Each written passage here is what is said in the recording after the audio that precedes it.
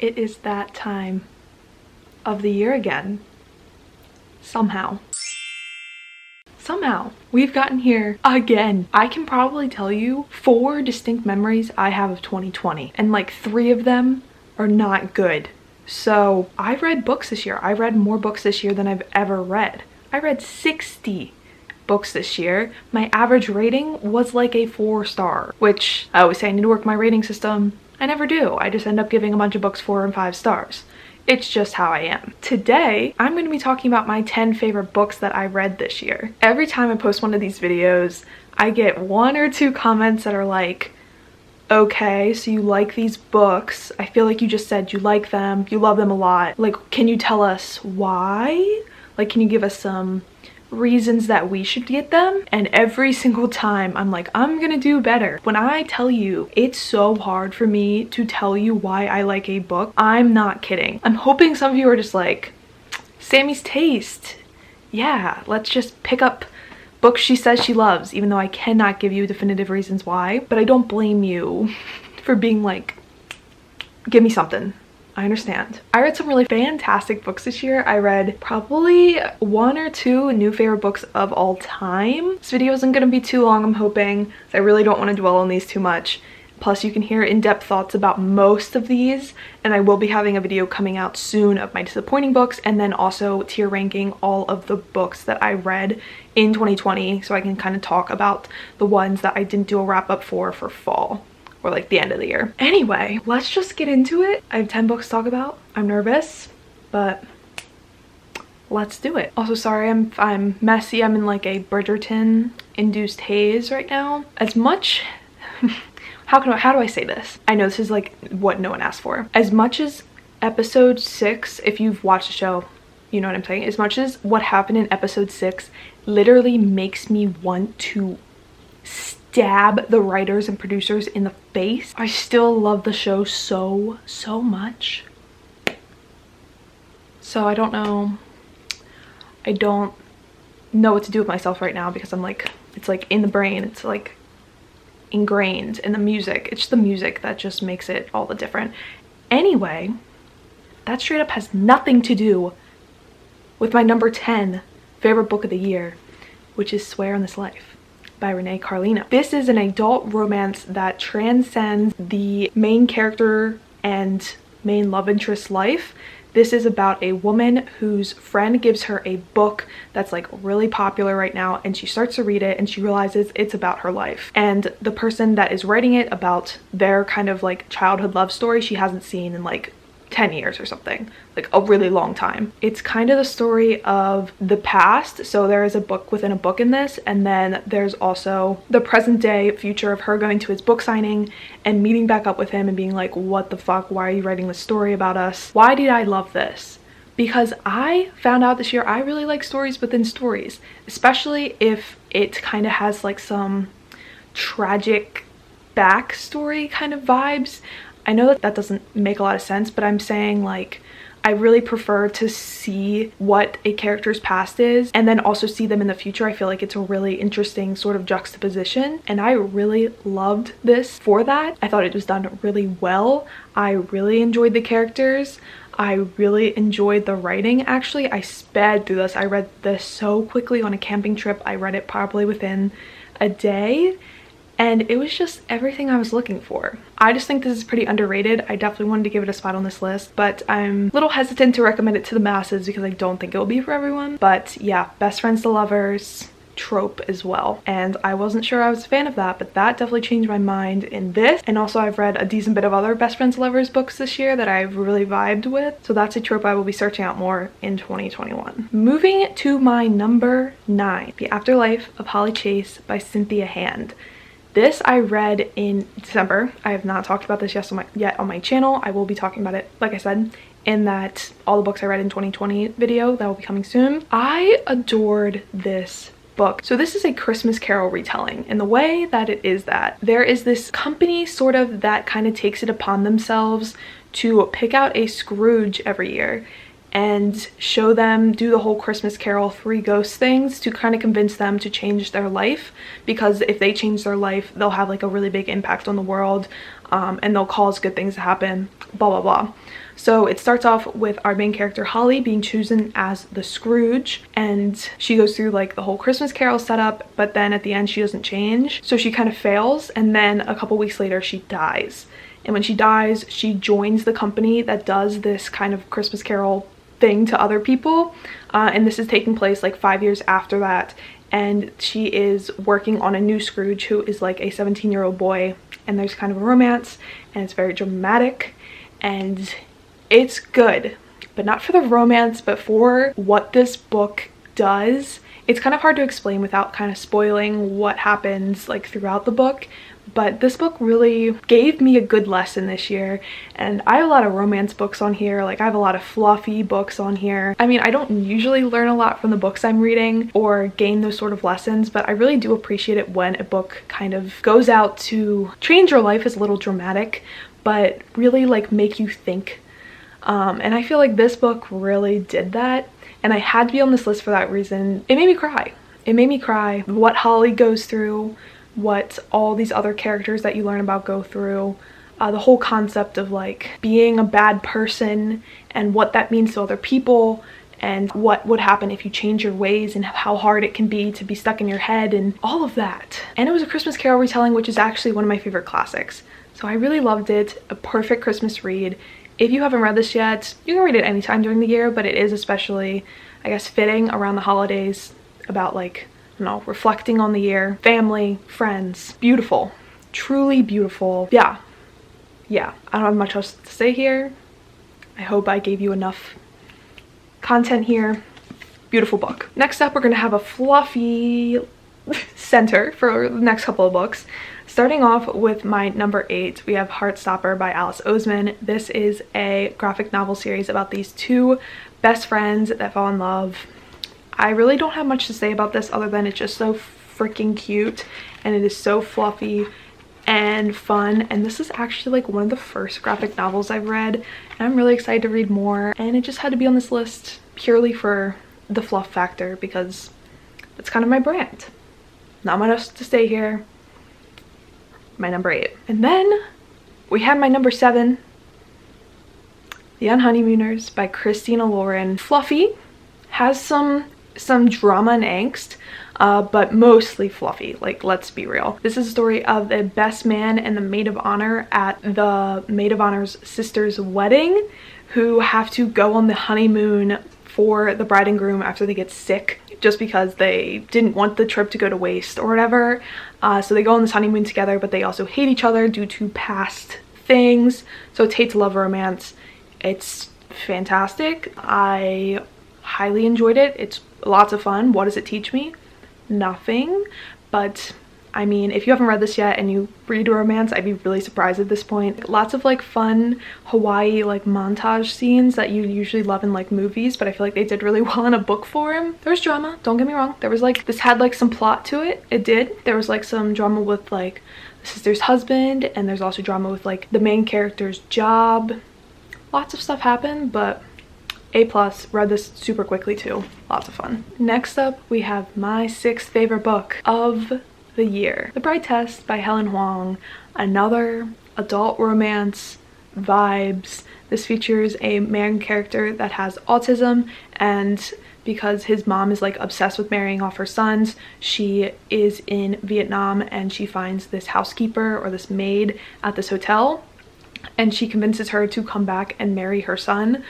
So it is kind of, what is it, like an arranged marriage sort of situation. Their romance was so good. Like, wow. Like, this had to be a tier above on Honeymooners, because first of all, it's like steamier, and also it's just like a more developed romance in my opinion, and it was like super like complex and well developed. And once again, this has like a plot. We have like our main character dealing with finding her birth father. It was really fantastic.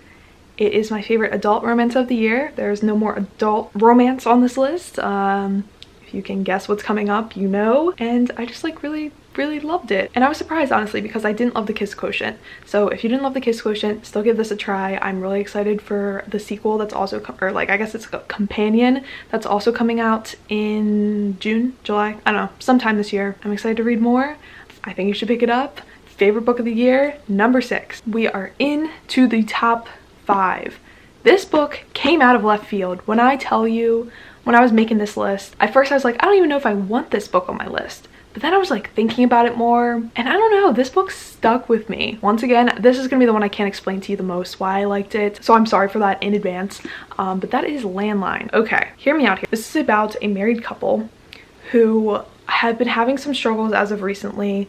The wife works really hard. She's like working all long hours being a comedy writer, and they're supposed to all go back to the husband's like family in like Wisconsin or something for the holidays, but because of some deadline, the wife decides not to go. Husband goes with the kids, and they're like fighting, obviously. And so there's this whole situation where she goes to her parents' house and she tries to get a hold of her husband because she hasn't been able to talk to him. They have like a time difference, and the wife's so busy and blah blah blah, whatever. So she tries to call him on her house phone from her parents' house, and she is talking to him in the past. Okay, so that's the setup. I'm not going to say any more about it because I really do want you to read this because it made me cry. This also includes like flashback, and it was just like wow. Like, I don't usually like books about like older people. I know it sounds shitty, but like I'm not 35 yet. Like, I don't want to be thinking about like married issues. Like,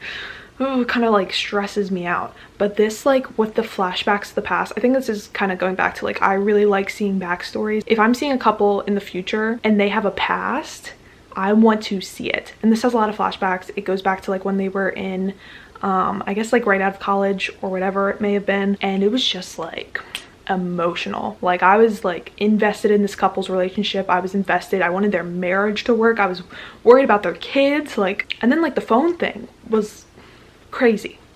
It like shocked me. Like, I was genuinely surprised with like some plot twists and stuff. Like, I didn't even like understand fully. I was like very impressed with like the storytelling in this and like how Rainbow Rowell it was able to like pull this off, honestly. So that's why it's so high on this list. I mean, when I was speaking right now, you see I was like passionate about it, so that's why it's so high. So I mean, that's that. This is my number 5. I have a lot more other books. I couldn't put this higher, okay, because like, come on, I can't put Rainbow Rowell higher than number 5 on my list. It's already kind of a crime me putting her at number 5, but I needed to include this book because I was kind of like obsessed with it. So yeah, moving in to number 4, In an Absent Dream, Sean McGuire. This is the 5th book in the Wayward Children series and by far my favorite in the series. Once again, this follows a character's backstory. I'm starting to get some themes here, okay? Oh my god, a lot of these actually are kind of in the past and then in the future. So I think I've found a trend. But this is a character's backstory that is a main character in the first book. Well, not really a main character, kind of a side character, and it follows like her world. So if you don't know what this series is about, it's about these children that go through doors into other worlds, and these worlds kind of like are the best fit for them. And in like the first book, it's about kind of the kids that go through these doors and then are kind of shut out or end up not in those worlds anymore, so they're kind of like in a home to kind of recuperate and hopefully find their door again. This one follows a backstory of one of the people in the first book, and this is like their world and how they ended up in that world and how they subsequently got kicked out of their world. I just was obsessed with, once again, the messages that this book did and also the world. This talks a lot about parents and fairness and the world in which we live, where things are fair but they're not exactly equal, if that makes any sense. But this talks a lot about equality and what is fair to others is not necessarily fair to you. And I just thought it was really, really fascinating. I think this was the most fascinating world we had learned about thus far in the series. I was just obsessed. And it was just like, once again, a beautiful story. It also talked a lot about sisterhood, which, if you know me, is something that gets me every single time. I love it. So this was just an instant 5-star. Like, I hope there's more stories like this in the future, and I was just like obsessed with it. So this is my number 4. Okay, we are into my top 3. Please let me know down below if you know, because when I'm thinking about this stack, it is such an interesting stack. Okay, so number 3 is Pong 57 by Penelope Douglas. Okay, this is a new adult romance. Okay.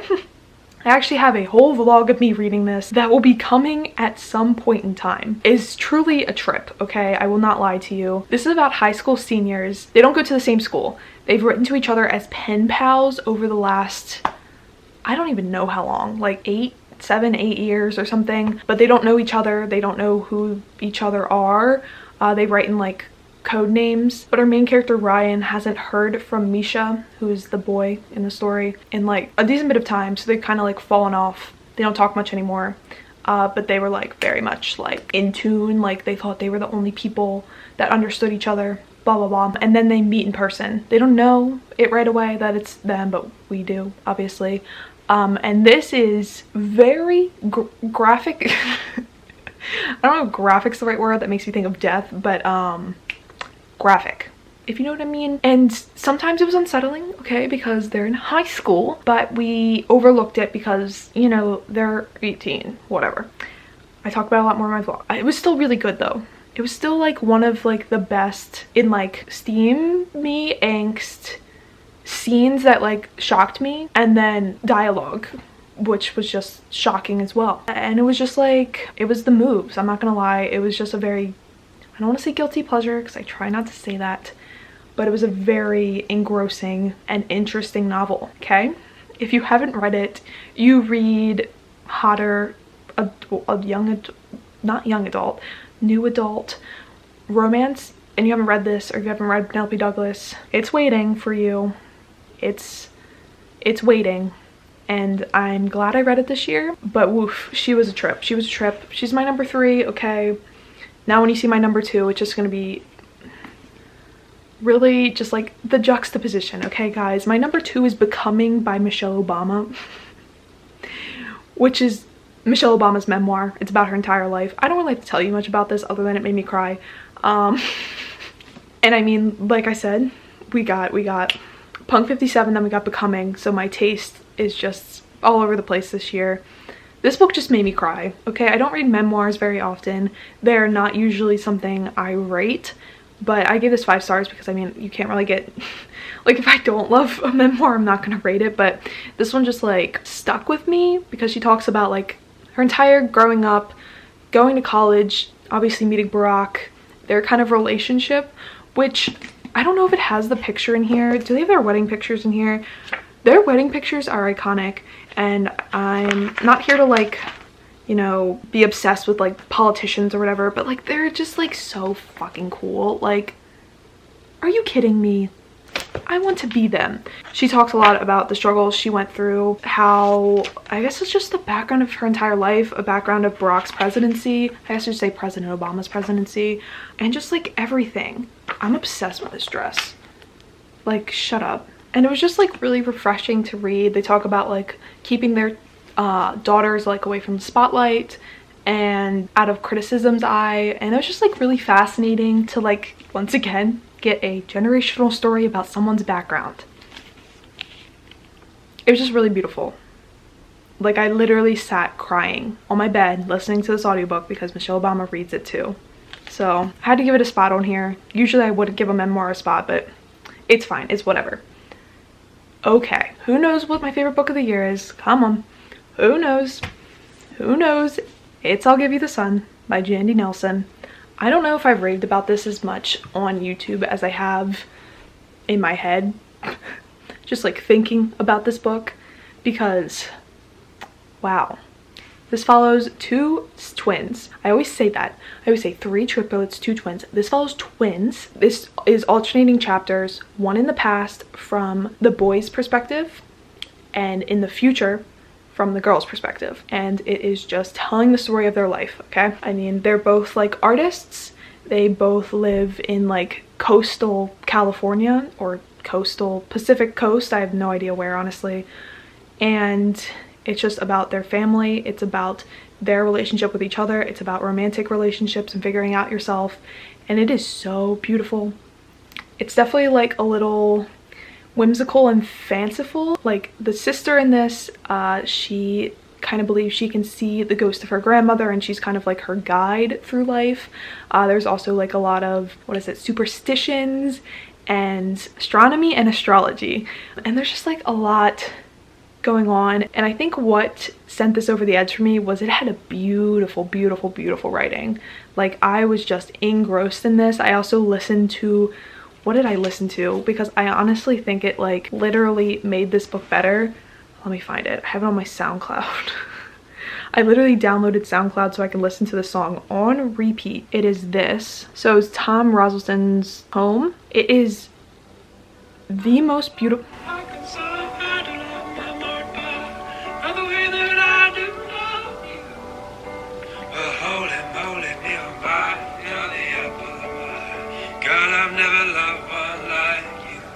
And I honestly think that is one of the reasons this book literally hurt me, okay? I listened to that, I read this, I cried a lot, okay?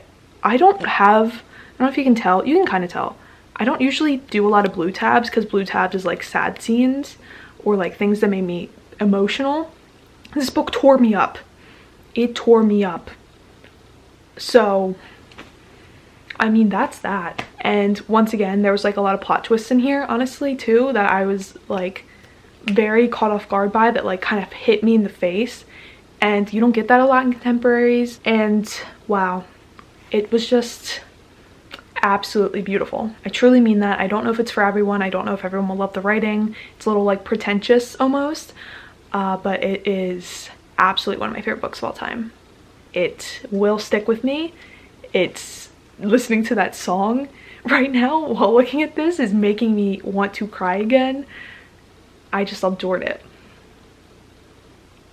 And yeah, that's my 10 top books of 2020. I wish I had something like very concise and beautiful to say at this end of this video. I read a lot of fantastic books this year. I went through a lot this year. I survived 2020, which is now 2021 when I'm filming this, and it's just kind of crazy, but I'm grateful for all the books I read. But yeah, let me know your thoughts on any of these books. I hope this will convince you to check out maybe some of them, and thank you guys so much for watching. I hope you have a great day. I will talk to you very, very soon. Bye.